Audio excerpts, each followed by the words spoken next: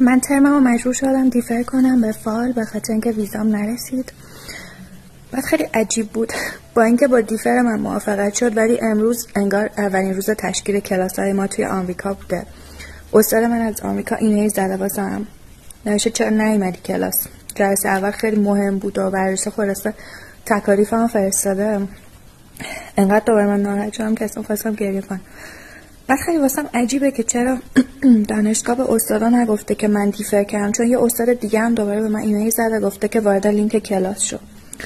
به جز اون موضوع ناراحت کننده بعدی این بودش که دانشگاه نوشته هیچ تضمینی نیستش که فاند شما نگه داشته باشه. الان فاندتون رو ما ازتون پس گرفتیم و دوباره شما از اول باید بررسی بشه پروندهتون با دانشجوهایی که واسه پاییز درخواست دادن.